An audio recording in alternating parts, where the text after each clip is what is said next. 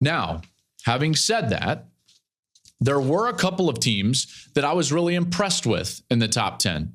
And let me start with Ohio State. And I know what you're going to say is like, well, it was only Western Kentucky. Yes, but Western Kentucky can play offense. And this Ohio State defense did a really good job against Western Kentucky. Now you look up, and Ohio State's defense, they're one of the better defenses in the country, at least statistically. Now, we saw that early last year. Not to this level, by the way. They're playing better than they were at this point last season. But what they didn't do is sustain that through some of their quality opponents later in the year. So that's still a wait and see. And you know what? Fair enough. But they figured a lot of things out on the offensive side. In fact, just a bit earlier, I was buzzing through the film for Ohio State. They were a lot better on offense. It was sluggish against Indiana. It wasn't great against Youngstown. Like, I get it. They're trying to figure out the quarterback position. They finally just put a flag in the ground and they say, Kyle McCord is going to be our starting quarterback. And then they came out and laid 63 on Western Kentucky, got big plays down the field, got Harrison involved early. Ibuka had a much better game. I thought that the running backs ran a lot better and had cleaner lanes to run through because the offensive line played their most complete game to this point. Ohio State looked really good. Here's the problem, though. With Ohio State, whenever they look great, listen, they're in a lose-lose all the time. Because if they look great, we just say, well, that's what they should do. And then if they struggle at all, or they look sluggish at all, we just hammer them for it. And I'm not even going to say we, because I haven't really done that to Ohio State. I know I've called them at times sluggish this year, and I think that was fair. But their fan base, man, they are hard on that program. And the national media is hard on that program. This is a team that's 3-0. They're breaking in a new quarterback, and he is looking better and better and played his best game last week. We're going to find out everything we need to know about Ohio State this week when they face Notre Dame. And you know what? Fair enough. But I would just say this. Imagine a scenario where Kyle McCord goes out and throws 3 bad interceptions, and Ohio State is the one that's in a bit of a dogfight in the second quarter, 7-6 with Bowling Green. We'd never let them hear the end of it. And yet Michigan is just like, yeah, that's fine. It's like, yeah, that's fine. They're still number 2. Like, nobody's talking about that. Nobody. Imagine a scenario where Ohio State goes on the road to the equivalent of Boston College in the Big Ten. Let's call it, I don't know, Purdue.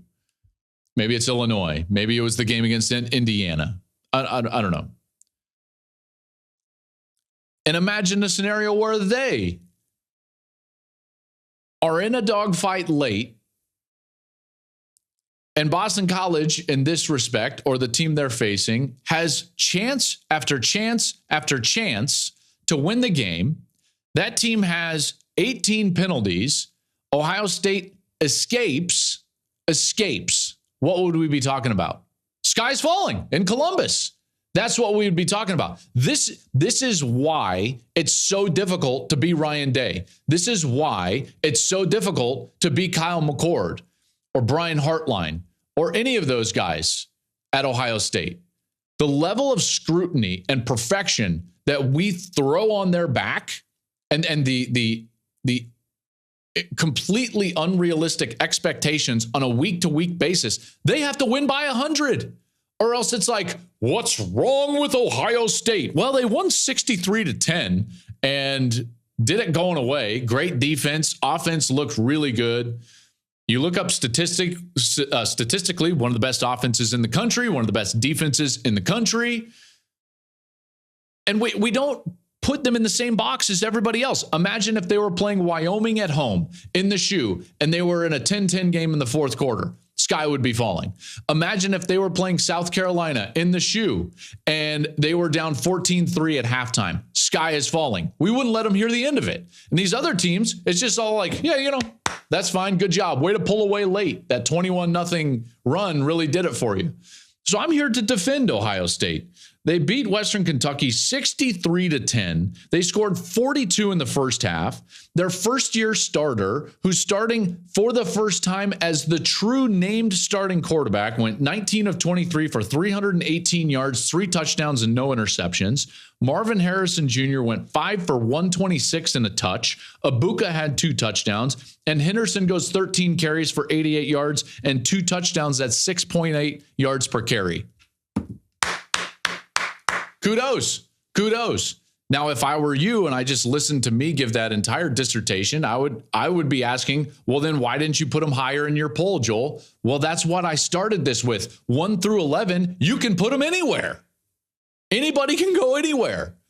And truth be told, I just wanted to wait and see this game against Notre Dame. The winner against Notre Dame is probably going to be my number 2 team in the country next Monday. Depending on how the game goes, obviously, but that's where we're headed.